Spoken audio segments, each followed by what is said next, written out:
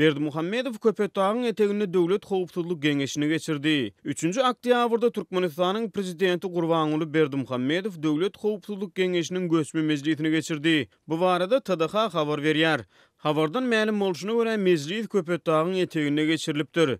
Ýöne onuň anyk nirede geçirilenligi barada takyk maglumat berilmeýär. Köpetdağyň etegindäki serhet birikmelerini türkmen serhetçileri ýurdun Eýran bilen ara çäkleşýän serhedine garawullyk edýär. Habarda ýygynagyň gün tertibiniň harby doktrinadan gelip çykýan wezipeleriň ýerine ýetirilmegine hem de harbylaryň ýaşaýyş durmuş şertleriniň ösdürilmegine gönükdirilenligi aýdylsa-da, onuň mazmunyny anyk jikmejik meselelerden söz açylmaýar. Prezident Berdimuhammedow Goranmak ministri Günnogduýewa goşunyň işgärleri kuwatyny berkitmegi hem de onuň maddi enjamlaryň kuwatyny döwre aplaşdyrmagy tapşyrypdyr. Goşunyň maddi enjamlaryň bünyady barada aýdylany dürli online ferişdelerine ma'lum edilmegine görä 27 sentýabrda garaşsyzlyk bayramyna bagyşlanyp Aşgabatda geçirilen harby paradda beýleki harby tehnikalary bilen bir hatarda Saud Arabystanynyň satyn alynan 8 sany Al-Shibil atly bronlanan harby tehnikanyň görkezlenligi aýdylýar. Bu harby tehnikanyň Türkmenistana anyk sany barada maglumat berilmeýär. Ýöne prezident Berdimuhammedow 2016-njy ýylda Saud Arabystanyna sapar edip,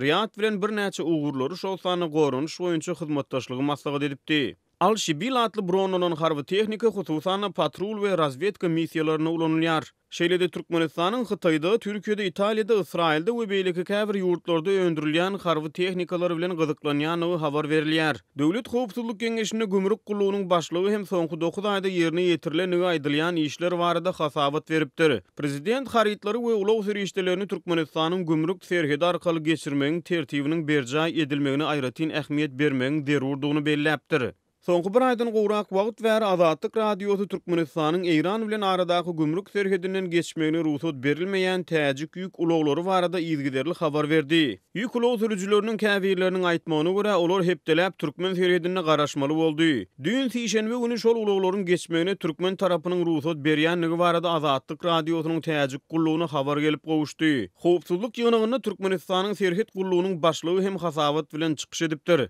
Prezident türkmen serhetçileriniň söwüşçüň taýýarlygynyň ähmiýetine ünsü çekipdir. Ýatladyp geçdik 2-nji oktýabrda Azatlyk radiosu türkmen serhetçileriniň hem de Gurýer goşunlarynyň harbylarynyň Daşowut welaýatyna paýta ýygymyna çekilýänligi barada habar berdi. Açylanja paýtalar kärenetçileriň özleriniň ýygmagyna zordan ýetýär, emma döwlet harbylary sähel açylyp oturan paýta bolsa, gün kärenetçilerden soramazdan eskerleri ýygyma başladýar diýip Azatlygyň habarçysy Sişenbe güni maglumat berdi. Galy berse de ol paýtaçy kärenetçileriň agdalýan eskerleri naharlamaly hem bolýanlygyny sözüne goşdy. TDH-nyň habaryna görä Döwlet Howpsuzlyk Geňeşinde beýleki howpsuzlyk pudoklary barada da gurrun edilipdir. Maglumat üçin aýdylsa Global Fire merkeziniň Military Strength Ranking 2018 atly iň soňky hasabatyny Türkmenistan harby goşunyň kuwaty boýunça dünýäde 139 döwletiň arasynda 80-nji orunda ýerleşdirilýär. Azatlyk radiosyny türkmen goşunyny eskerleriň açlykdan çekýän jebri, olaryň duçar bolýan kynçylyklary, ofitserleriň eskerlerden soraýan para peşgeşi barada ýygyderli maglumat çap edilýär.